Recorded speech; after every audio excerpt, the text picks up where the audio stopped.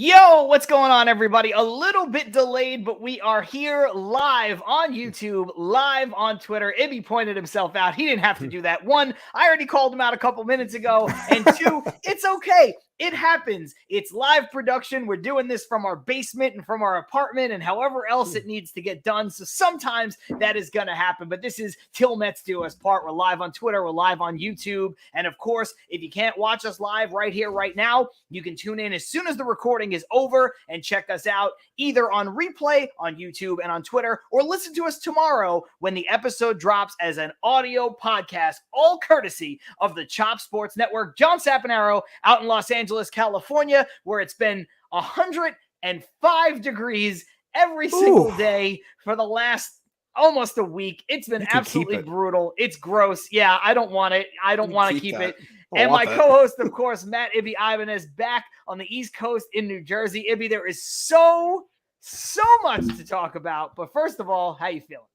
I'm feeling pretty good, John. Obviously, the mood of what people thought this show might have been in comparison to the things that we had been dealing with on Mets Twitter and what the Mets have been putting out on the field in terms of a product over the last handful of days.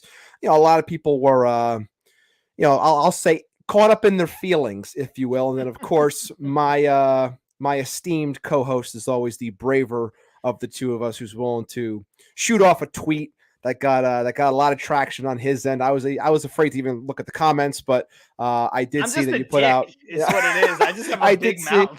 I did see that you put out a tweet and it got some traction in terms of just not worrying and not jumping off the cliff and all the same stuff that we always talk about, because again, the Mets have lost 51 times this year and the season has ended 51 times as well. That's why I decided to wear my black hat today, because I thought this was going to be a funeral, but instead it's actually a good day because the Mets just won today, trying to get the ship righted.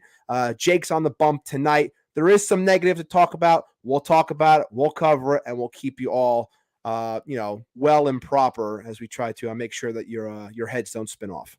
And look, I'm happy to do this. I think this is only the second time ever in the history of the show that we've been able to record the show kind of in between games of a doubleheader. And this is the first time that we've ever been able to do it live. So we got a few people watching. Thank you for tuning in live. Of course, the best way to interact with the show in person and as we get going. But Ibby, I'm going to start off in a weird place. I'm going to start off by thanking Mets Twitter. And I know that seems strange. Very strange. But here's the thing. I'm thanking Mets Twitter for giving me something else to be frustrated with besides the New York Mets over the last 3 days. Okay, fair enough. What the New York Mets have done over the last 3 days, this morning's doubleheader notwithstanding, what they've done over the last 3 days has been frustrating. They haven't hit. They've looked listless. They've looked like their legs aren't under them. It has been a frustrating 3 games, the first 2 with the Nats, and then the last 2 with the Nats, and then the first one with the Pirates. I get it. Everybody has every right to be frustrated, but there is a difference between being frustrated and just doom posting and just waiting for the other shoe to drop. And I see people saying this. They're like, aren't we allowed to be frustrated? Yeah, dude, I want to win every single game. I'm competitive as hell in my personal life. I'm competitive for my teams. I want the Mets to go 162-0, even though I know it's not going to happen. That's what I want. It's always what I want. However, there's a difference between being frustrated watching a couple days of bad baseball and going, Braves caught us. I told you so. Braves were always going to catch us. I told you so. Mets didn't make the right moves at the deadline. I told you so. I told you this was going to happen. They're almost relishing in the negativity. Nothing has changed. Like, you can't in one breath say, man, I love this team. No quitting this team. Best Mets team I've seen since 2015. Best Mets team I've seen since 2006. Best Mets team I've ever seen in my lifetime. You can't say that and then go, Mets didn't do enough at the deadline. I thought everybody loved Vogelback. I thought everybody loved Tyler Naquin. I thought everybody was okay with Darren Ruff. I'm not going to overblow it and say people love Darren Ruff. Nobody loved that one. I thought people were like, Givens wasn't exactly what we wanted, but they went out and got a capable arm who's having a good year. I thought people felt good about what we did at the deadline. They didn't trade any top flight prospects to rent players or anything like that. But now all of a sudden the Mets lose 3 games, Ibby. 3 games. And I know 3 bad losses. Bad losses, they were. Terrible bottom feeding, dumpster diving teams. Eric Fetty, Brad Keller, like these bums. Dude, Absolute bums. Patrick Corbin has an ERA Corbin stinks. 207 over the last 3 seasons. Yeah. He's abysmal. But sometimes it happens. So there's a difference. I'm frustrated. You're frustrated. If you want to be frustrated, be frustrated. It is all good. But don't sit there and then dump on this team that 2 months ago you claimed to love with everything in your being. And just real quick, jump into the comments before I toss it over to you. James Dowling says, everyone needs to remember the Dodgers got swept by the Pirates at home, I might add. The vaunted Dodgers, who I think probably will set the single season wins record. That's how good they are. They got swept by the Pirates at home and were 1-5 with them on the season series, and they lost to the Nationals. So just have a little bit of perspective, for the love of God. That said, Ibby, I don't want to. We spent so much time on Mets Twitter the last 2 episodes. I just don't want to. I don't want to do it. I don't want to do it all episode again. No, I know. I don't want to either. But again, like I think you summed it up best. It was 3 games of just shit baseball. To put it simple. Like, I haven't got out of my way on the show or on social media or in the Facebook or anywhere along those lines where I talk about the team. I haven't really got out of my way to like really rip them. But these last 3 days, it was, I summed up by saying it was bad baseball. It was listless baseball. It was bad. And again, it's fine to be angry with what you were watching because it's not what you're used to watching for this entire year. Let's put into perspective again. This team after today's win is 86-51. At this point last year, they were like 500. Okay. So again, I'm not trying to paint something pretty when something's been bad because again, the last 3 games were bad, but to the fact that I was seeing constantly, this adage or this viewpoint of, the Dodgers series, like we've been joking a lot about how teams constantly say, oh, that was the Mets World Series, how people Mets fans were saying, oh, they got up for that Dodger series. That's all that they were working for. Now that they're done with that, now they're mailing it in. They're throwing away this division. It's like, I'm so sick and tired of this loser mentality of that people take on, that you just want to feel sorry for yourself. And you're just like, oh, it's the same old Mets. It's this, it's that. They're going to lose the division. It's like, this was always going to be a dogfight. This was always going to be tough. No one ever discredited the Braves besides that idiot on SNY. Nobody ever discredited them.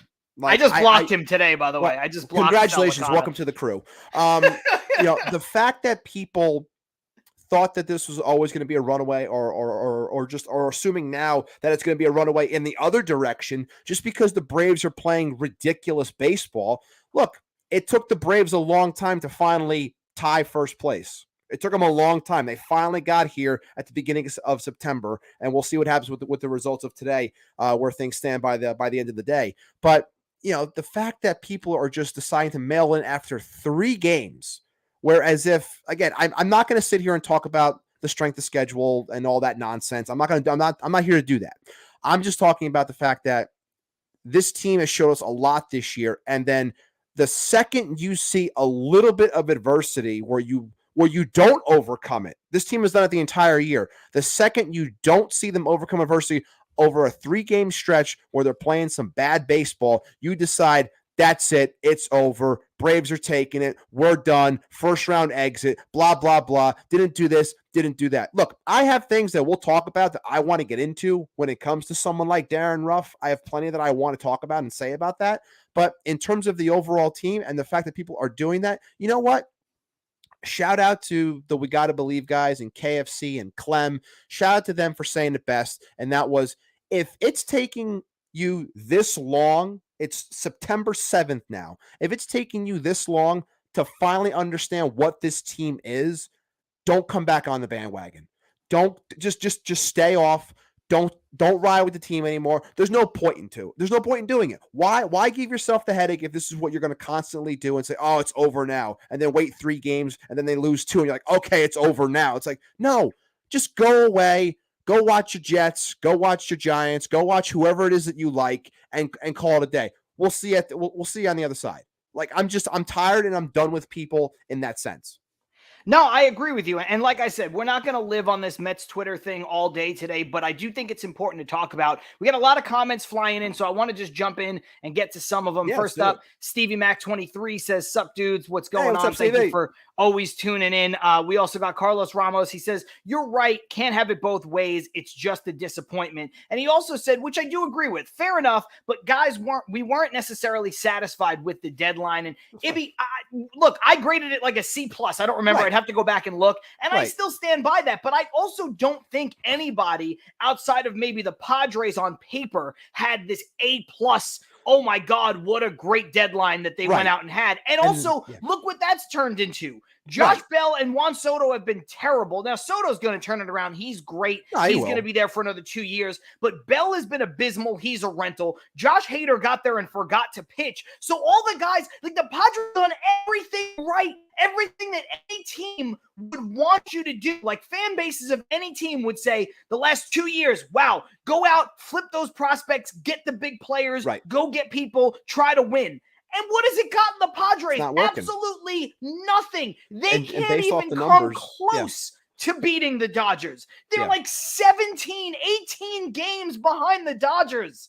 And based off the numbers right now, I'm pretty sure Daniel Vogelbach has had a better post-trade than Juan Soto has. Now, I'm not sitting here saying that Vogelbach is better. I'm just talking about what has been provided to the given teams to this point. That's the only point that I'm making. But yeah, to Carl's point, it's like, no, I wasn't satisfied. I wanted more, but I've had conversation with people also about this as well. And that's, I'd be more like the David Robertson one, that one, I think that bothers a lot of people because of what the Phillies gave up and what they look at the Mets and they say, well, why couldn't we give up something of that caliber a little bit better just to get the guy?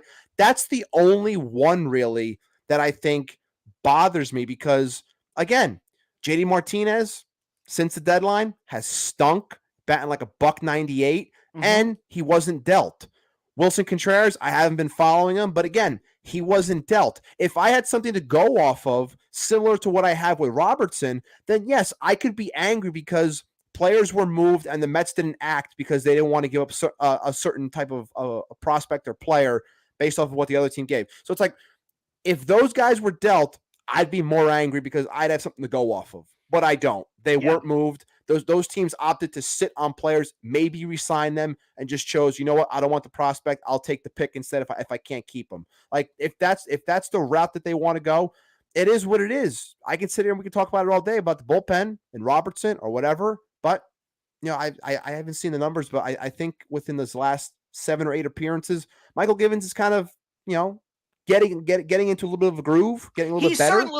He was abysmal when he first got over here. The first few outings were terrible. Rough start. But you're right. His last 8 outings have been very, very good. I think he's allowed 1 run or no runs in his last 8. You know, like he's doing what he was acquired to do. And he also, Mets fans, he was acquired to be a piece of this bullpen. He was not acquired to be, oh, you insert this guy into the 8th inning immediately. That was not what he was acquired to be. Now, if he becomes your best reliever over the last month, he might find himself in that role. I think at this point, it's probably too late. I'm just saying he could find himself in that role, but he was not acquired like, oh, you know, when the White Sox got Kimbrel and they're like, we're putting him in front of Hendricks. When, you know, the Phillies went out and got Robertson, like he was not acquired to be that level of a piece. He was acquired to be another capable bullpen arm. And I just want to jump back into the comments really quick. Yeah. Carlos Ramos says, that's true. They've been terrible, which is true. It just is what it is. Yeah. And then when we look at some of the other comments, they need to take more ringworm medication over there in San Diego. I mean, they need to do something because it has been really bad. Carlos also says, it's the season is over stupidity, but those aren't the real fans, guys. Those are just trolls, and trolls don't matter. But I would argue with that, Carlos, that a lot of those people are real fans because I see them posting real meaningful stuff on other times.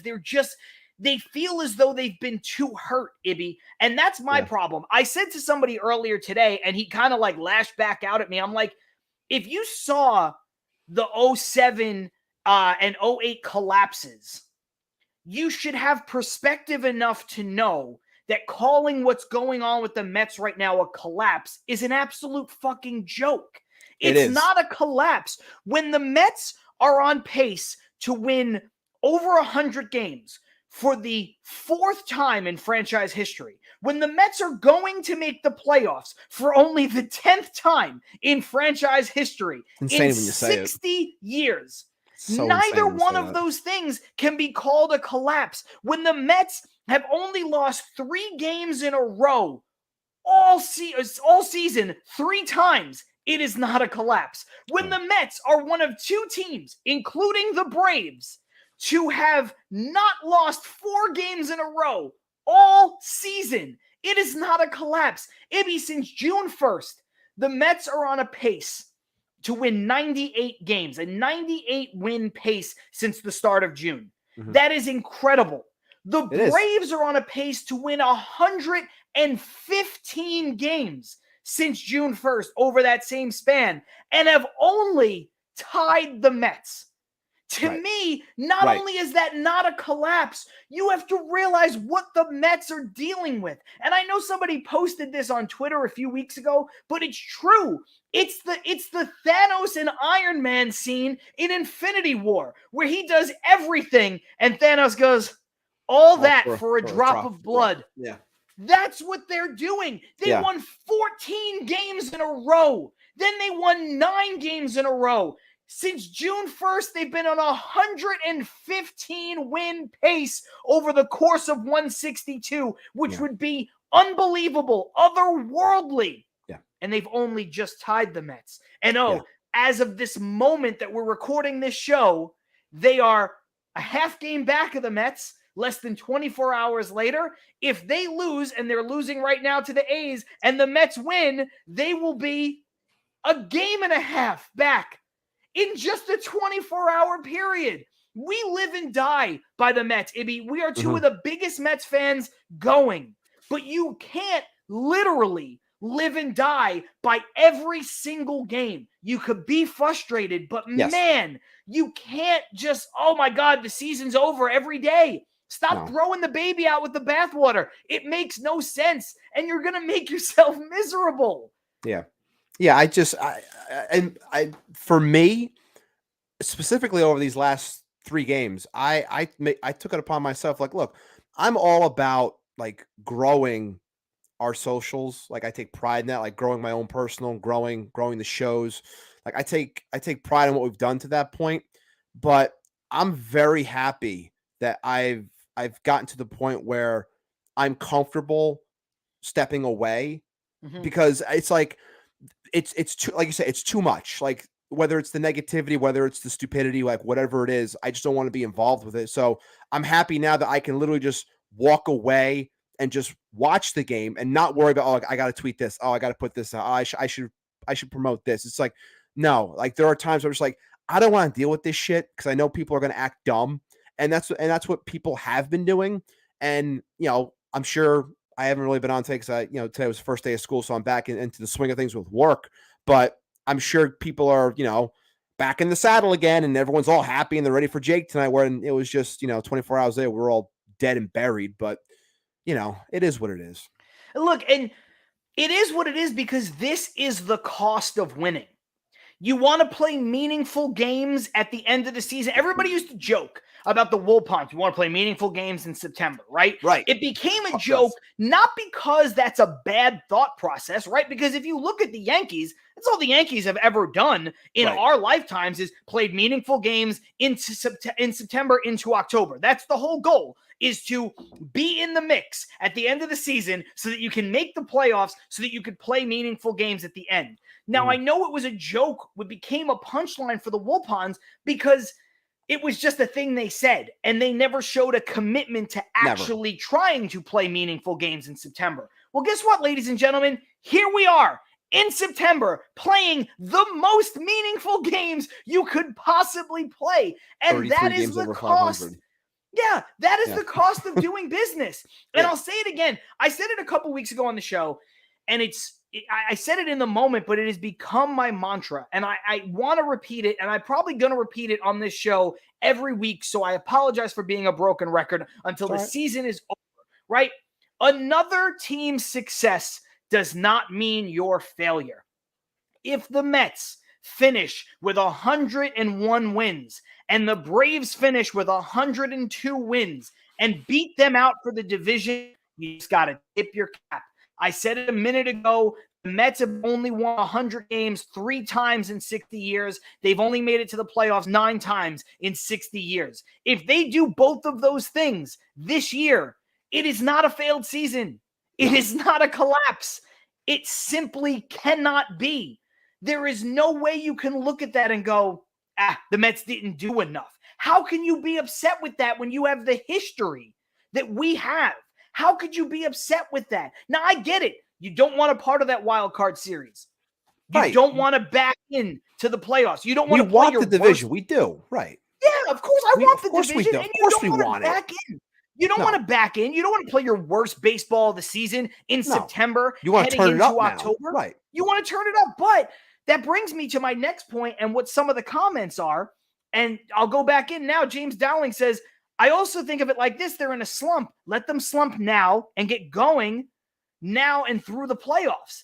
Right. And Stevie Max says something similar. They're just getting the yips out now, so they're ready to go by the end of the month to kick some ass come playoff time. And Ibby, this is not me rationalizing. If you're going to slump in September, I'd rather slump in early September. Right. I don't want to back in, but I also don't want to peak too early. Yeah. I don't want to be lighting the world on fire early September. I want to light the world on fire going into the playoffs. Not now. We still got a lot of baseball to play. And I'm sorry for making it seem as though getting into the playoffs is a foregone conclusion, but it basically is. They got like a 17-game lead over the final spot in the playoffs. So the Mets are going to make the playoffs. Whether it's as a division winner or a wild card, I have no idea. I know what I'd like it to be, but essentially I don't really care. I don't. I just want them to get in and be playing good baseball and be healthy, and we'll talk about that coming up in a little bit. Once they do, everything else is irrelevant to me. Yeah, I just right the ship, get things proper, beat up on these teams. That's what we all want, and I think that, today was definitely a good start with that, with Bassitt going out there, doing what he needed to do, doing what we all expected him to do. Jake on the bump tonight. Hopefully he can walk away with a W there. And then you start getting things rolling a little bit. Look, the fact that people think that what the Dodgers are doing is normal is a problem. Like, just because they have a 15-game and they're holding it and they're dominant, like, it's not normal to do that. And you can't keep thinking that the Braves are this lesser team. The Braves are a very good team. They're the fucking defending champions. Like, they were always going to be a problem. They were always going to be in this. They were never going to be out of it. So, it's like you said, it's frustrating to watch games like this be lost and you lose a little bit of ground. But at the same time, I've said this a million times, I love the playoff atmosphere type of baseball in terms of being in the thick of it and everything matters and hanging on every pitch. And yeah, that's why I thought the last 3 days sucked, because it didn't come out the way I wanted it to. But you get that W today, you get things rolling, and maybe we can start a little bit of something and get moving. But if we're going to go into the negative now, I'm not sure if that's where we're going to go with this conversation in terms of what we heard this morning and what happened last night. I don't know where you want to go with that in terms of that. Listen, we can take it there right here, right now. We do have a couple comments, and we're not ignoring them about Mark Vientos, but I think that's going to be a bigger conversation. So we'll save that for the second half, which is coming up in about 6, 7, 8 minutes, something like that. I do want to jump into the comments just to pat myself on the back real quick. Carlos said, well said, John. You nailed it right there. Meaningful games in September. So I'll take that credit. Thank you so much. No, but, Ibby, there is some negative, right? Yes. There's the Scherzer injury, of course, and he's on the IL now. And I think, for me, the bigger issue is the Starling Marte not playing in either end of this doubleheader, second opinion, more imaging, getting another person to look at it. Because I do think ultimately it's a abundance of caution with Scherzer. I think Scherzer's Yes. going to be okay. I think he'll miss a start, maybe 2, but I think he'll be good. I think they're just shutting him down to be safe. The Marte one scares me because if Marte's got a broken hand, Marte ain't playing at all for the rest of the season. And that's a problem. So, I mean, your thoughts, if you want to call this the negative portion of the show, we could call it the realistic portion of the show. Yeah. Yeah, I'm with you when it comes to Max. Again, I think the way it was summed up after he left that game was done very well. And that was, look, he looked at it as this is an early September game. I don't want to push it. I want to be safe because I owe it to this team to be proper when it matters most. And he knows where this team is going. So I have no problem with that. If he's going to miss a start or 2, it's whatever. We can get by. I'm not too worried about that. When it comes to Marte, and I was having a conversation, I think it was yesterday. Yeah, it was yesterday. About his importance to the team and what he brings and how he really completes the lineup, if you will. And when it's really humming, he's at the middle of it. With him out, if it is for an extended period of time, that is, it's the ultimate blow because right next to Lindor and Pete, like, I feel like it's him. Even though Nimmo leads off, I still feel like Marte is like the starter, if you will, based off of everything that he does and the speed that he brings to the game and what he brings on the base paths and first to third, like everything that he does. That is it's really become the identity of this team. Like the type of player that Starling Marte is, I feel is what this team molded into this year in terms of identity from an offensive standpoint. And if you take that away, sure, the other ones have adopted it, but if you're taking away that main cog, that kind of makes it go. Like it's a big deal because, like I said, he does so many things well that make this team better.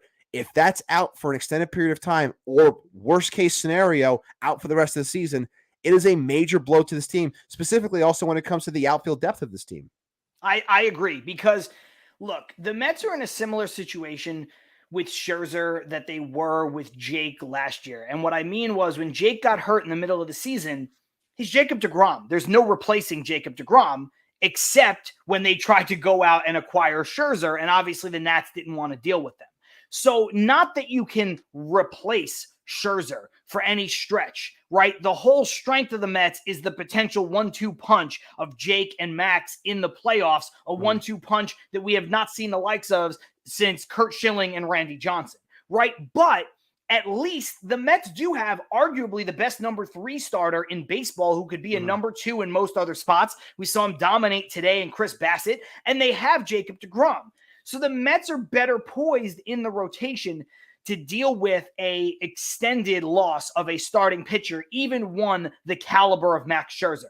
If the Mets were to lose a player like Starling Marte, they're basically screwed. They do not have the depth to cover for that. What I would do if they did lose him, because look, Naquin is not a total out. He's not a complete loss against lefties, but he's not somebody you can play every time against lefties. Right. He's somebody that you could leave in there if you have the lead and you don't want to pinch hit for him in that spot because you're a little short on the bench or something like that. Or, if the Pirates throw a lefty today and Marte can't play one day, you're not going to lose much there in that regard. But if they were out Starling Marte for any extended period of time, Ibby, what they have to do then is Nimmo and Canha have to play every day. I think McNeil has to move to the outfield, and you have to hope that Guillorme gets back soon. He can play second base, and you have to hope that the resurgence that we've seen from Escobar since he's come back is legit because he's going to have to play third base every day. And that's the team you're going to have to go to war with more often than not. Now, I think they're still in better shape than some other teams, but losing the right-handed bat of Starling Marte, who has had the best numbers all season on this team against left-handed starting pitching, would be a huge problem. Nimmo's made great strides against lefties. McNeil is McNeil. He's going to hit lefties. He's going to hit righties. Lindor, obviously being a switch hitter, helps. Pete's been a little down this year against left-handers, but he's picked it up lately. It was really bad early in the season. Yeah. Obviously, they're not getting anything at all out of Ruff, and Canha has reverse splits against lefties and righties this year. So the loss of Starling Marte for any length of time would be a problem because he's been demolishing left-handed starting pitching all season long, and that's why, to me, it would be awful. Right now,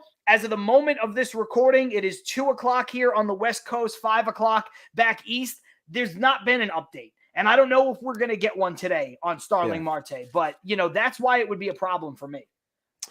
Yeah, it's again, I don't want to sit here and just go doom and gloom and think the worst, but I think what I said is, I think it sums up. It's just, if he's out for an extended period of time, no matter what way you cut it, it's definitely a major blow. And like I said, we don't want to make it seem as though like Max is a nobody. It's just Max Scherzer. Like, that's not what we're saying. We're just saying that based off the way that the pitching has gone for us this year, filling in for Max for a couple of starts, you can get by with that. You can figure it out for 2 turns through the rotation based off of the arms that are available to this team right now.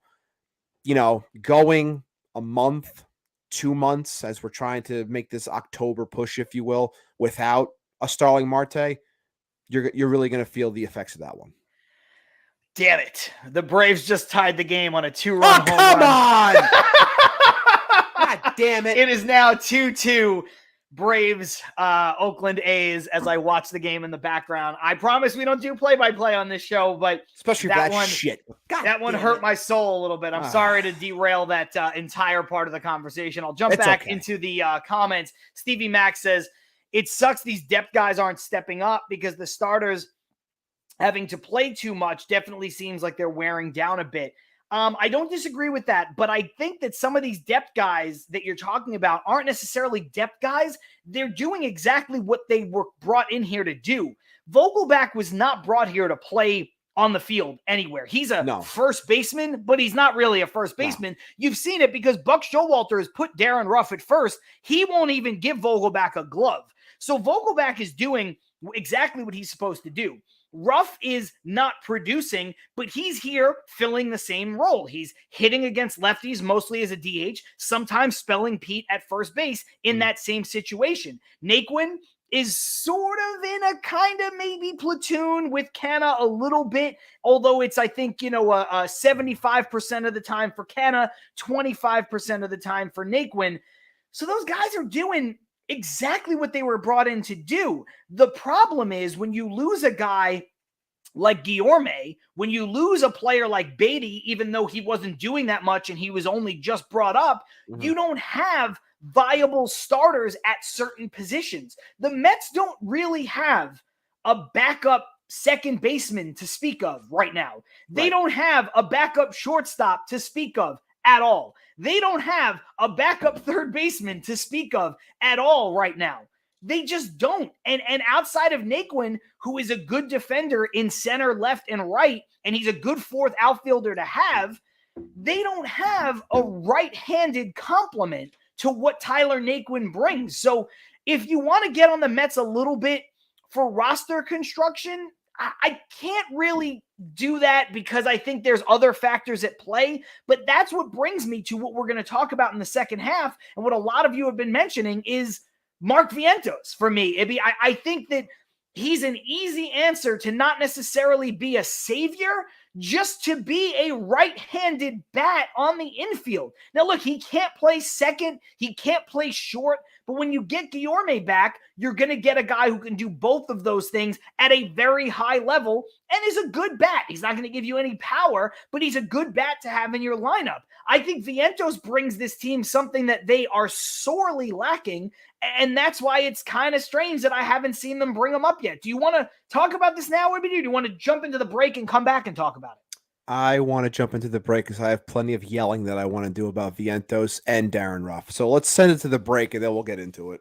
Okay, so here's the thing. For everybody who's watching, there's a lot of people who might be watching for the first time ever. When we say break, we don't mean an actual break. We're going to be gone for 10 seconds. And the reason is because the audio version of this podcast, it needs an ad break that we don't do here on the live version. So if you're hanging out and you're like, I don't want to wait, you don't have to wait that long. 10 seconds, and we will be right back. John Sapanaro, Matt, Ibby Ibanez, Till Mets Do Us Part, here, courtesy of the Chop Sports Network and live on YouTube and Twitter. We'll be back in 10 seconds.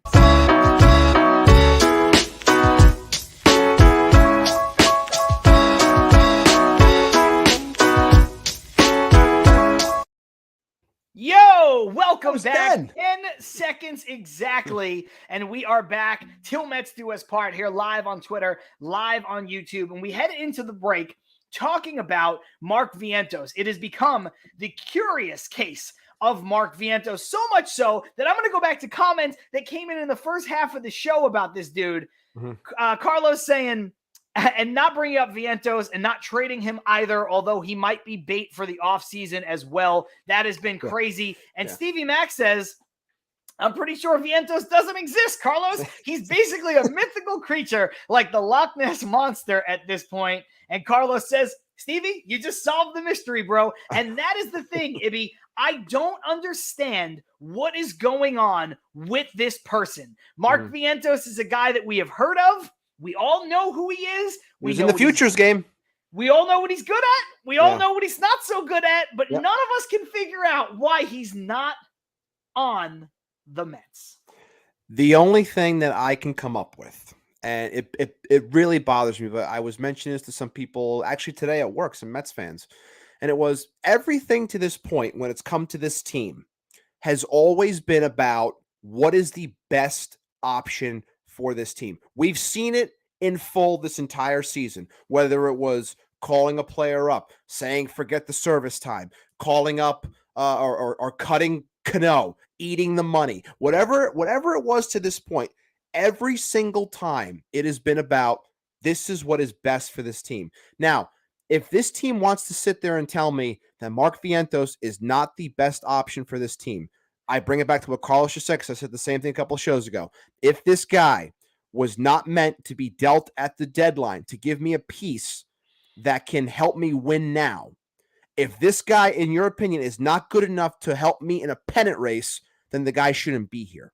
Okay? Doesn't make any sense. Now, to bring it to my other point, which is part of with Darren Ruff, and that's if we are at the point now where it's almost like this buyer's remorse, if you will, because Ruff has been so bad, but you're like, yeah, but we dealt, we gave away 4 pieces. Granted, they were small pieces that don't mean much, but we still gave away 4 pieces for this guy. We got to see it out. Hey, a lot of people on Twitter really like that single A pitcher we gave up for Darren Ruff. Yeah. So be careful. I'm just kidding. I don't care. I don't care. It's like with Darren Ruff on paper, like when we were doing the live show for the deadline, and we're like Darren Ruff, and they're like, okay, then we looked up the numbers and we're like, okay, this kind of makes sense because of what he does against lefties when you're coupling it with a Vogelback and the righties, and we're like, this can make a competent DH. And for the most part, Vogelback has done the heavy lifting there, but on paper, everything about Ruff made sense. But guess what? Things change, and now it's not working. What he was brought in here to do, he's not doing. So, because I can't go out now and make a deal for someone else because that time has passed, do I have something in-house that can help me when it comes to my problem? And my problem is I need a right-handed bat that can hit lefties. And when I have someone down low that's got an over 900 OPS against lefties who bats right, who was in the futures game, who you refuse to deal for something that can help me on this team win now, I do not understand the thought process of any of this. So I am with, and look, we bash Mets Twitter a lot, but I am with a lot of people when it comes to why is Mark Vientos not here? And once again, we are reiterating this. I do not want this guy to be my savior. I do not need this guy to be Yoenis Cespedes. I do not need that. But I'm at a point now where I'm saying I'm sick and tired of watching Darren Ruff strike out against lefties, like we were both sick and tired of watching J.D. Davis strike out against lefties. And now, why can't I just see if this guy has anything? You want to bitch and moan to me about, oh, he's got a 47% strikeout rate in situations A, B, C, and D. It's like, dude, I don't care. Let the kid come up and show me that it's going to be worse than what I'm getting from Darren Ruff. Because then if it is, fine, send him back down, whatever. But you have to at least try it, because it can't get any worse with Darren Ruff right now. I mean, I said the same thing before the deadline. When we had a DH situation of J.D. Davis and Dom Smith, who hasn't hit a home run in the major leagues in over a year now, J.D. Davis, who everybody who watches and listens to this show knows that I was no fan of, and it was no skin off my back to trade him. I don't care what he's doing in San Francisco. Good luck, good night, God bless, all that stuff. I said call up Vientos because we'll know if we need to acquire a DH based on what he does leading up to the trade deadline. Now, they didn't do that, and that's fair. And partially, I get why they didn't, because it seemed as though they did not want to hurt his trade value. And I don't necessarily disagree with it, especially at the moment when he was potentially going to be dealt at the deadline to acquire somebody. You don't want to bring him up for a month and have him go into an awful slump and then try to trade him. I get that. But once you get clear of the trading deadline, there is now no point in not giving him a run, especially here in September, because Ibby, if they want to trade him in the offseason, like one of our commenters said, I think it was Stevie Mack, if they want to try to trade him in the offseason, having a bad 25 games in September is not going to hurt his value. Right. He's produced for over 100 games at this point in AAA. And that's the thing. You mentioned his OPS. His OPS is like 885, 888 over the course of 2 seasons. He got the late call up to AAA last season. It's over 100 games now in AAA where he's just under a 900 OPS. Also, he's been there for over 100 total games and has produced and has hit home runs. And at one point, you want to mention the strikeout rate. That was a fair critique, but he's actually gotten that number down to close to Pete Alonso numbers when Pete Alonso was first called up. And I understand that Vientos is not the prospect that Alonso was, but he's still a top 5, or now with the last draft pick, a top 6, 7, 8 prospect in this organization. I'm no prospect hugger, neither are you. But if you weren't going to deal him at the deadline to acquire a rental, which I would not have done, you need to use him now when you need him. And that does not mean coming up and being a savior. That does not mean coming up and playing third base every day. It means coming up and getting some at-bats against left-handed pitching. I'm not even saying you got to designate Ruff for assignment and eat crow on it. No, I think Ruff can still be on this team. I think it's fine. I think it was a mistake move looking back. It wasn't enough, but I think there's a spot on the roster, especially now that they've expanded to 28, to carry both Vientos and Ruff. Because, look, Vientos' defense might not be great. I understand that, and maybe that's what's holding him back. I have no idea. But we're not going to ask him to come up and play defense every day. What we might ask him to do, though, is play a game here or there at third base, a game here or there in left field, something he has done at the minor league level and something that Ruff can't do. And going back to what I said before, Ibby, the Mets don't really have a backup third baseman right now until Guillorme gets back, and they don't have another outfielder that can bat right-handed, so it doesn't have to be Nathan. And especially if Starling Marte is down for any significant time, what are they doing? Why is Vientos not here? The guy has nothing left to prove. Especially when you are, in the midst of, today withstanding, like you're in the midst of an offensive dry spell over an extended period of time, and you're not hitting at the clip that you were. So I just don't understand why, like, if you want to just talk about the juice that a prospect brings up or the excitement or whatever, maybe it's gonna spark people or whatever, what have you. Like I don't get why. And like you said, if it's because he's this much of a butcher, like they've said that he's gotten time at first base as well. Look, I also look at it and I can say, why didn't you call the guy up? Give him a day or two at first just to give Pete a breather, which has been the biggest thing for him because he's been dragging ass, and it's been shown the double plays, the lack of offense, like not where you want Pete to be. Like, dude, just call. I'm sorry to interrupt. Just go ahead. If you don't want to put him at first base, obviously Buck thinks Ruff is okay at first base.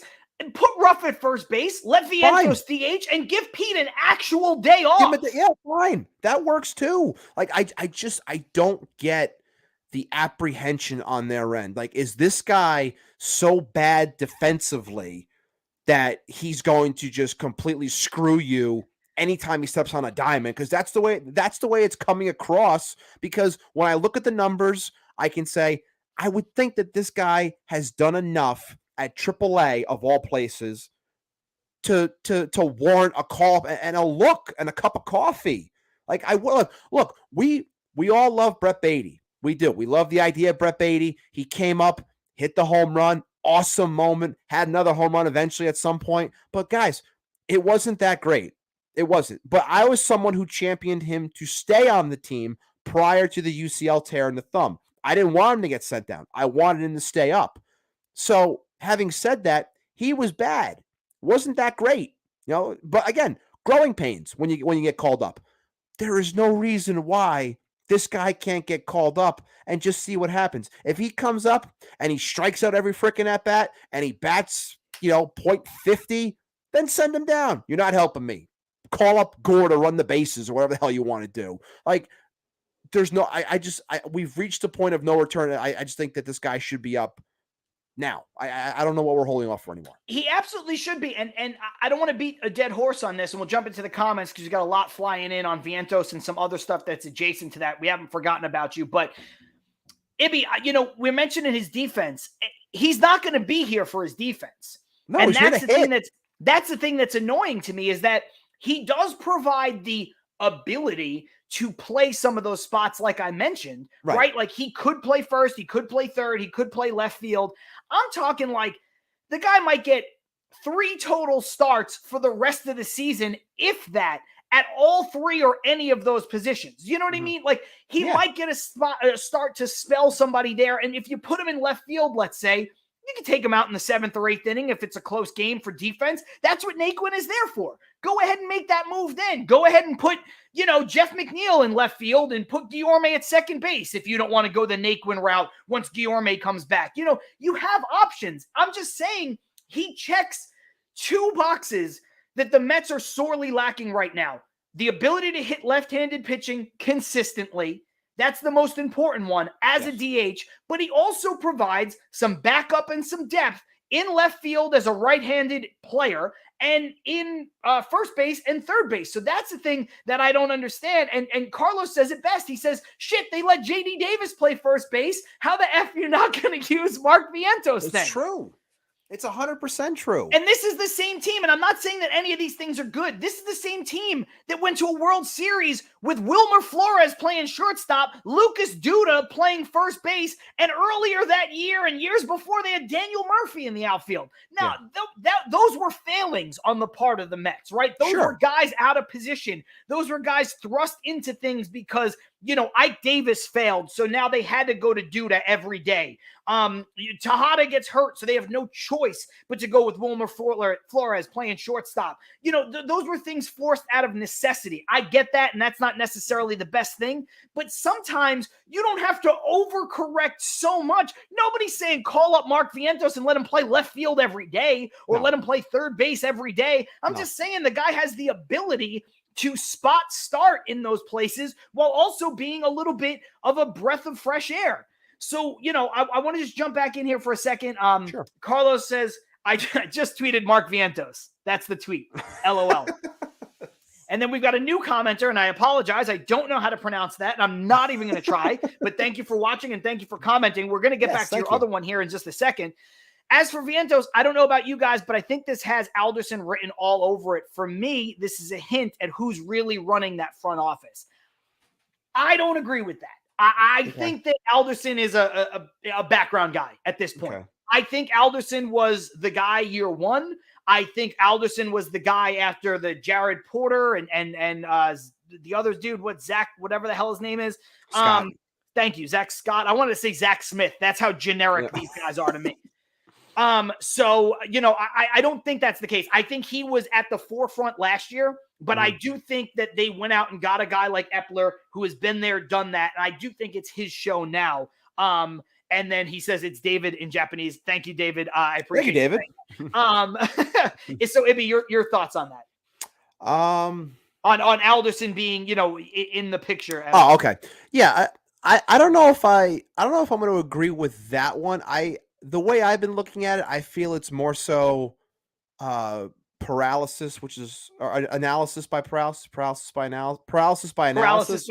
Yeah. Paralysis by analysis. I feel like it's just, I think we're getting too lost in these numbers, whether it's the strikeout rate, whether it's his fielding percentages, or like whatever the hell it is that they're looking at. And the other constant one that we keep on seeing is, oh, it doesn't fit the construction of the roster that we want right now. It's like, guys, sometimes in the game of baseball, the simple thing to say, because a lot of times you might hear someone say, yeah, but where can he play? It's like, if the guy can hit, you'll find a place to put him. That's the name of the game. If the guy can hit the ball, you'll find a place to put him and you make it work. I feel like that's kind of where you need to. I feel like baseball needs to take over here and let the analytics take a backseat just to see what happens.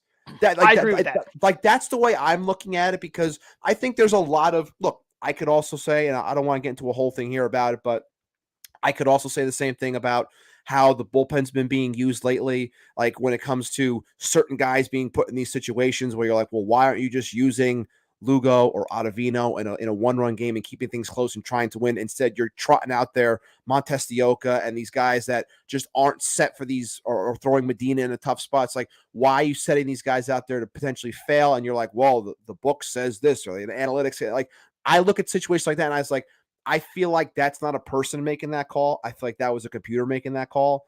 Like, there's just certain situations, and I feel like Vientos is kind of falling into this, because every single time I see his name brought up and I see people that are more analytically in tune than I am, or than you are, or anyone really, because since it might be their job, it's always just like pelting out these bing, bang, boom numbers saying that this guy's going to fail. It's like, well, if this guy got to the point where he's ranked, I think he's not in the top 100, but, and questioning the Mets system as well, but he is a top 6 prospect in our own system, which is a budding and growing system. And he's just outside the top 100, and he's put up these numbers. It's just like, are we really just going to call this guy a quadruple A player before he even steps foot on a major league field? Like, I don't think that's fair. I don't think it's proper. I think a couple things. Carlos agrees with David regarding the point on Alderson. He thinks that Alderson is probably too meddlesome. Again, we don't agree, but yeah, that one is up for debate, guys. There's no right or wrong on that. That could go either way. There's no right or wrong. Because we don't know. We're not in the front office. Neither are you guys. And, if that's the feeling you have, you're totally entitled to that one. I'm not going to take you to task over that. I don't see it, but if you see it that way, I'm good with that. Yeah, I think the indictment on Vientos has been the fact that they kind of skipped over Vientos to get to Beatty, right? But that's when we needed a third baseman. Yes. At that point, if you want to say, look, because what was the knock a week earlier? They were like, there were reports were saying the Mets like Beatty. They like his bat a lot. They think he's going to grow as a third baseman, but they're not sure that he's ready to play third base in a pennant race. Right. But then they had no choice because Guillorme and Escobar both got hurt. And they're like, well, it's going to be Beatty or Devin fucking Marrero, so it's going to be Beatty. Right. But Beatty was the one who was a legit third base prospect. Vientos is a guy who is a legit hitting prospect who happens to play most of the time at third base. But again, I said I don't want to beat this dead horse. I'm going to move on after this point. Mm-hmm. He wouldn't be called up to play third base. Not right now. No. Not extensively. Maybe once, maybe twice, maybe in a pinch if you needed him to. But he's not going to come here and play third base. And so that's why I think it's curious. And I know, Ibby, this is a little bit of old news, but nobody's actually asked us this point blank. So I think it refers to this entire Vientos conversation. So I'm going to jump back a little bit. Sure. And go to David here. And he says, here's a question. Did the Mets overvalue their farm system to other clubs, or did other front offices try to make the Mets overpay at the deadline? And again, I know part of this is ancient history because the deadline is come and gone. Mm-hmm. But as it relates to Vientos, I think it's a fair question to kind of ask as an overarching view. So which camp are you in here as far as the Mets go and their, I don't want to say non-moves, but some of the moves that they chose not to make at the deadline? I think, and I've been saying this to try and talk other Mets fans off the ledge, if you will, when it came to the deadline and these types of moves. Specifically, the Robertson one is the one I use because people looked at that deal and said, "Well, why the hell couldn't the Mets offer? The Mets have a prospect like that." And it's like, first of all, you don't know that, and what I mean by that is there are certain lower end prospects that someone can look at within a front office, within a scouting department, and say, I really believe that this guy can grow into something where he becomes, X, Y, and Z and really help this team. And they'll say, you know what? Well, for a rental to ship that guy out, we'll take that. Whereas the Mets, on the other hand, like I've said, very top heavy when it came to the system. But I also think people have always felt that the Mets are always asked to overpay in comparison to other clubs. But I think that's because, again, the top heavy nature of the system. And really, even though it's a top heavy system, it was never viewed as one of the elite systems. So you had to ask for more to try and get the return value that another team's system might be able to give you in one player that might be seventh in their system. Whereas, like, well, why are they asking for the 12th prospect from the Phillies, but from us they're asking for Brett Beatty? It's like, well, maybe that's telling you where people view the Philly system or just a random other team system in comparison to where they think the Mets system is. So it's like, I think people need to understand that the Mets system is a growing one, especially after this especially after this last draft. It's growing and it's getting better, but it's still taking time in order to get where you want it to be. So the idea of them, being asked to overpay, I look at that more so as really what the nature of the Mets farm system is. Yeah, I think it's a great question out of David. I think it's great food for thought. And generally speaking, I agree with you. I also think sometimes, and I said this during the deadline episode, which if you want, you can go back and listen to it. It's on YouTube. It's one of the first ones I think that we did as a live version as well. You could also check it out on wherever you get your podcast. Subscribe while you're at it. Listen to it. Yeah, subscribe. Click that subscribe button. Little shameless plug there. But sometimes you're a victim of your own success in a way, right? So the Mets' top prospect is a middle of the order catcher. That's a unicorn. You can't trade that. That's like a piece you simply cannot give up. Right now, nobody's saying that they're going to give up Alvarez for a relief pitcher, right? Nobody's going to say that. But when that's at the head of your prospect list, you can't give up that guy for anything less than Juan Soto, Shohei Ohtani. You simply can't do that. There's a few players in baseball where you're going to be willing to give up a middle of the order potential bat catcher. Right. So now you're automatically taking that guy out of play. So that weakens your farm system immediately if you're talking about something that's already top heavy. So now you're getting into the Beattys, now you're getting into the Vientos. So I think it's a little bit of, I think it's maybe a little bit of both overvalue and over asking. And, I think the Mets are trying to get to where the Dodgers are. I think the Mets are trying to get to where the San Diego Padres are. It hasn't worked out for the Padres, but their farm system is so deep, it seems like they can acquire anybody they want at any point. And that's the name of the game. I mean, I didn't even realize this, and shame on me for not. I don't know if you did. Prior to the series with the Pirates, I didn't realize that O'Neal Cruz came from the Dodgers in a Tony Watson deal.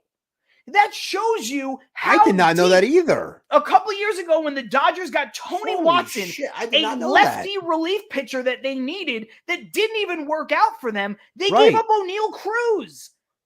So that's a piece that the Dodgers are willing to say, sure, he's talented, but you know what? We got Kyle Seager at the time. They turn around, they get Trey Turner. They don't really need a big-bodied shortstop. Maybe they didn't think his bat was going to play, which is still in question. I mean, the guy hits everything hard and has a ton of power, but he's hitting .213. So, and with his body type, can he stick at shortstop? There's questions about a prospect like that where you could say, you know what?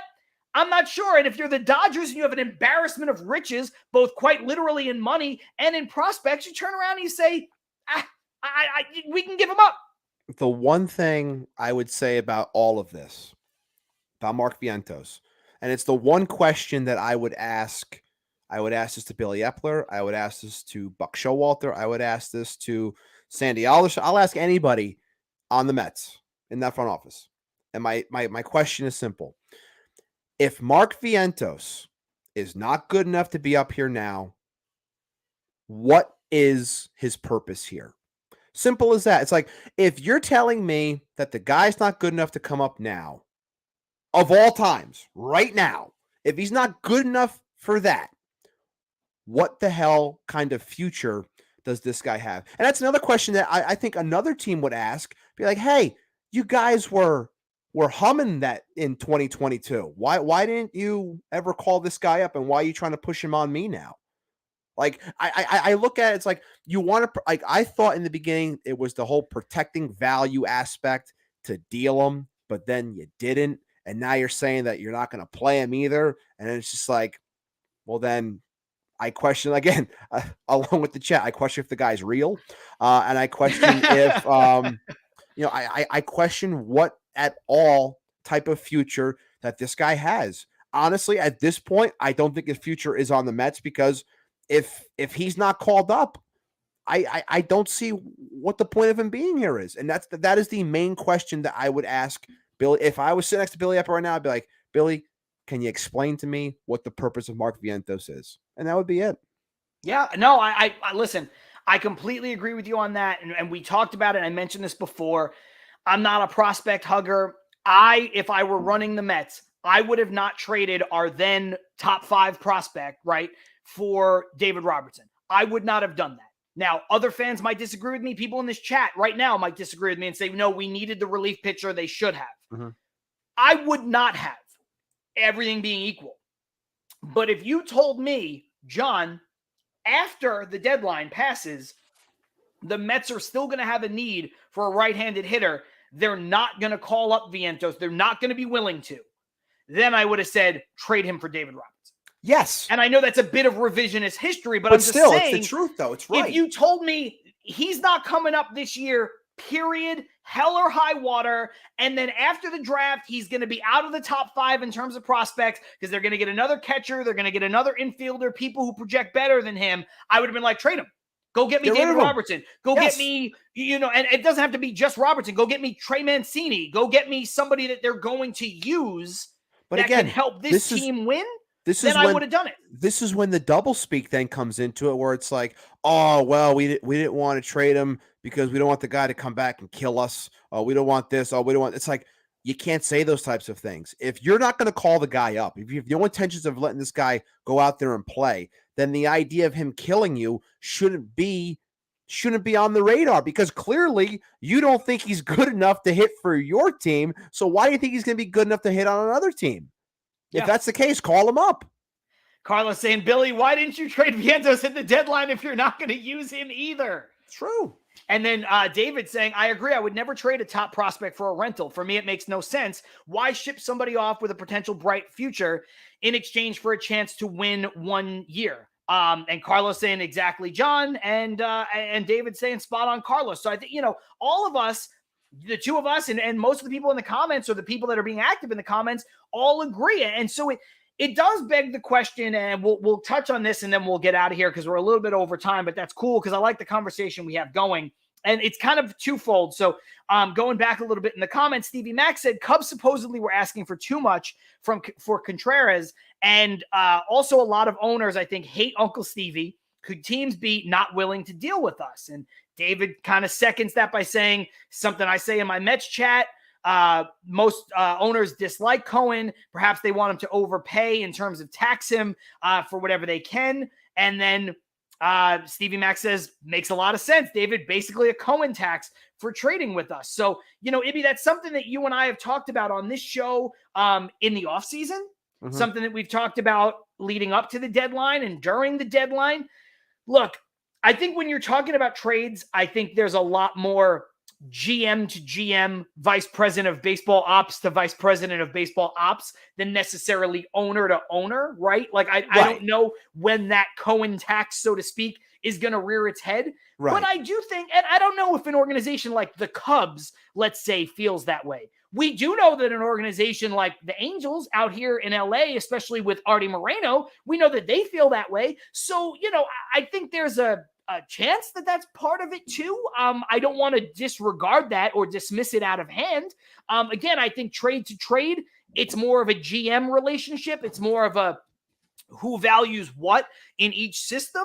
But I wouldn't say that the Steve Cohen thing is out of the question. I think the Cohen thing was a lot more. I think it was a lot more to do with the new agreement that was done and those things that were put in when it came to spending. I think that was more so about him because that's, like you said, that's in direct control of what he can bring to the table.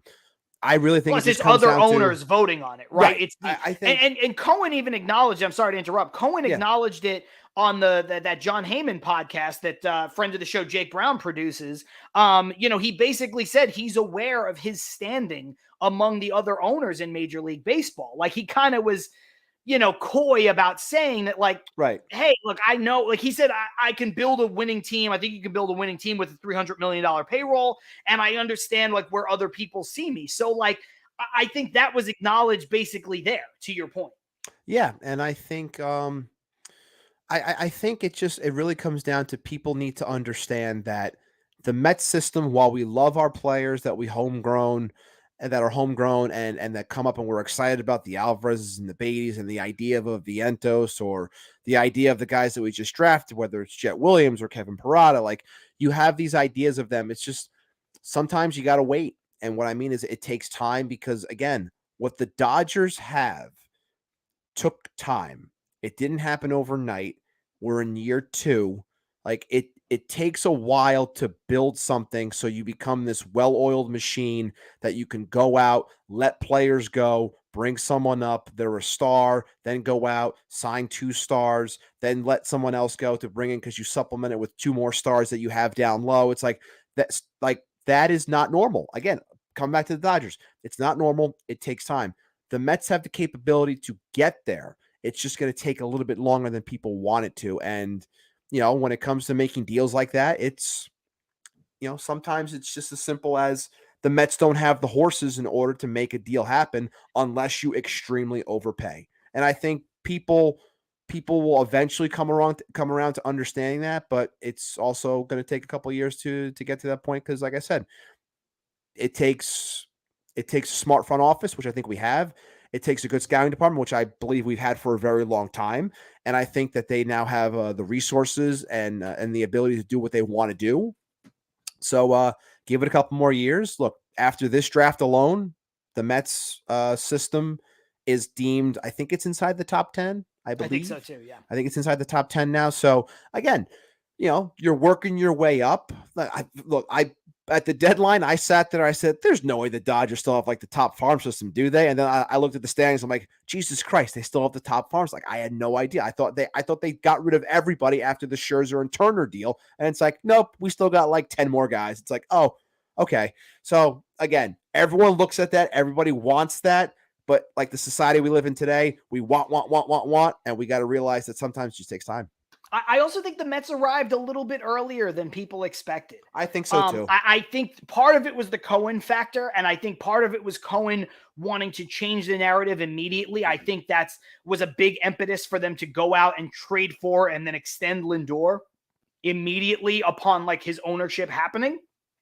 I think, obviously the stuff with Scherzer, like they acknowledge, I think part of it was a baseball decision, that they acknowledge that the Mets have a opportunity to win now with players like McNeil and Pete not making that much money, with, Nimmo still being here before free agency, with Jake still being here. I think they acknowledge that they were close. And again, following that Dodger model, what do? When you're close, you throw money at it and you keep throwing money at it.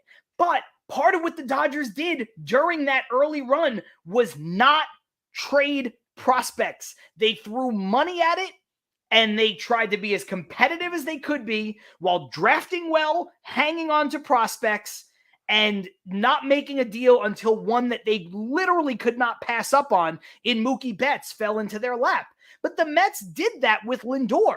Look, I know people, some people were kind of oh my God, I can't believe that the year Jimenez is having. The Mets gave up nothing to get Lindor. Okay. And, I know that we're Lindor supporters and we always have been, and we kind of hate on people who bash him. But Lindor's a better player than the combination of Rosario and Jimenez, and he will be, period, end of story. So the Mets already made one of those moves. And so when you look at it, I don't mean to be cliche, but the Dodgers version of Rome wasn't built in a day, and the Mets version of Rome is not going to be built in a day. It's just kind of what it needs to be. And I do want to say this, Ibby, couple things. As far as game 2 goes. First of all, Chris Bassett came out and said, the New York media is a little extreme. It's 3 games. I'm sure the world was going crazy, but we're fine. Chris Bassett, outside of that COVID comment he made, has been everything you'd want in terms of sound bites, going back to I don't care what the name is on the back of your jersey, I'm coming for you and stuff like that. But the main thing is game 2 lineup is out. Okay. And it is Nimmo, Alonso, Lindor, McNeil, Vogelback, Canha, Naquin, Escobar, James McCann, i.e. almost the exact same lineup with the exception of, I think, Nido in for McCann, or McCann in for Nido, I should say. Mm-hmm. Everybody else playing both ends of the doubleheader, which shows you that the Mets do in fact care, do in fact want to win, and do in fact realize that these are important games to win, despite what Mets Twitter is saying. Yeah, I mean, the fact that everyone just thinks that they're going to collapse and who was, I think it was Michael Barron. Michael Barron was pissing me off last night, just talking about how, this team needs to wake up. They're in a pennant race and this and that. It's like, dude, it's 3 games. We have to relax. I know we want to win these games. I know you have to. I know there's questionable moves that were made during that stretch. Let it go. Wash it away. Don't fucking die on this sword. You're it's not healthy. It's really not. Sometimes you just got to walk away, not tweet it, and just, give yourself a minute to decompress. But Mets are fine. Okay. They're going to be fine. Let's hope that the offense continues tonight. That's the biggest thing. Look, everything considered, I've been saying this from the jump since the season started. I've been saying, as good as the pitching is, all this team needs to do is hit the ball. I said I said it from day one. I'm going to say it till the final day of this season rings and tolls, and hopefully it's a glorious day for us. We'll find out. But I've been saying this team needs to hit. This team scores runs. This team is going to win a lot of games. And to this point, 86-51, they've won a lot of games to this point. Hit the ball, and this team will be fine. If they get into a groove, watch out. Yeah, and I'll just kind of leave it at this. The reason why I brought up those 2 things, the Bassett comment and the lineup hand in hand, is because, look, us fans, whether we try to be even keel like you and I do on this show, whether we take people to task for being reactionary and riding the roller coaster, that's what fans do. Right? Fans are living and dying by the team that they root for. That's what we do. Okay. Whatever version of that it looks like for you is what it is. The players on the field don't live and die the same way that we do. They simply cannot. And so when you see Bassett come out and go, guys, we're fine, he means it. But at the same time, you see, based on the lineup that Buck put out and based on the fact that all of those guys, even in September, even against a bad team, are like, no, we're good. We had an off day Monday. We got another off day tomorrow. We can all play 2 games, Skip. Don't worry about it. You see, Ibby, both the lack of urgency in terms of okay, we don't need to get crazy, but the urgency of no, we want to go win this game, put our foot down, stay in front of the Braves, even if it's only by a half game, win a game for DeGrom. We're putting our best foot forward. You see both ends of what it means to be a professional baseball player in just 2 tweets. You just saying that sparked my, my movie self. And have you ever seen the movie Fever Pitch? No, I have not. Okay. Well, Fever Pitch, obviously, Jimmy Fallon, crazy Red Sox fan, whatever. But I remember that there was a scene in the movie. They had just got done going to a game, and diehard fans, him and his buddies, and they go to a restaurant and they see Trot Nixon, Johnny Damon, and Jason Varitek eating dinner, having a steak. Just being, normal people getting a meal after a game, and they're sitting there and they're pissed off. They're like, I'm over here drinking my. Your audio cut out there for a second. I'm not sure. Ibby muted himself, I think. I don't know. Maybe I can unmute him. Now Ibby is gone. Oh, that is a weird way to have this happen right there in the moment. He was making a great point about a movie that I've never seen. So quite frankly, I can't do anything about. But oh man, what a strange way to kind of have that happen right here at the end of the show. I do want to say to everybody who's watching live, this is probably the most active comment section that we've had since we started doing the live version of this show, which is still fairly new. It's been an audio podcast for over a year. It's been on YouTube for probably about a year, but the live streams only started happening right around the trade deadline this year. So we appreciate it. It's a really fun way to kind of grow the interaction. Ibby and I on our personal accounts and also on the show account, of course, at Till Mets Do Us Part, where some of you are watching. We're all pretty active there, but it's a great way to kind of have this happen where we can interact with you guys, in real time. And looks like Ibby is back. He's now on his cell phone or something. I don't know what's happening, man. Can you hear me? Oh, we can hear you loud and clear. Go ahead. Finish your point. The point that I was the movie Fever pitch on this show, but here we are. I guess I gotta watch this movie. The point that I was trying to make was they were just out, they were having dinner, and the fans were the guys were pissed off, like, we're over here drinking our sorrows, and these guys are over there just having a steak and having a good time. Like, this is killing me. Why isn't it killing them? So it's like I'm thinking of the point that you were just making. It's just like we think. Again, living and dying with the team. Others think a certain way about living and dying with this team to a much more greater extent, more ridiculous extent. And I just thought seeing that point in that movie, I was just like, it kind of goes hand in hand where you're like, I guarantee you, if some Mets fans saw Francisco Lindor out to dinner and he just went 0 for 4 with 2 strikeouts in a big spot, and the team lost, but they were still 40 games over 500. They'd be ripping him a new one. When it's just like, this guy's just going out having a meal. Like, leave him alone. He still has to have dinner. People, again. He went 0 for 4. He still has to have dinner. And exactly. And it comes back to the entire, they're not robots. They're humans. So, again, that's the one thing I just wanted to bring to that, even though I had to go and ruin the entire flow of everything. But, yeah, there you go. It's all right. Carlos said Ibby left. And then he said, Carlos, I'm here. He went looking for Vientos. And then Stevie Mac said, I thought he was being censored for a second. Yeah, you thought I was censoring him because he brought up the movie Fever fucking Pitch, which people say is like the worst movie ever. Hey. I love my baseball movies. I'm just kidding. And then just to take us, Amy, you know what? I know we usually do a final thought, but I'm good on final thoughts. If you are, I'm going to just take us out with a couple of the comments, unless you got anything else. No, I'm good. Obviously, again, great show. Love the interaction. Love that we're getting some new people coming in. And let's go Mets. Let's go Mets. And James Dowling says fans need to roll one up and smoke one down and relax. Very true.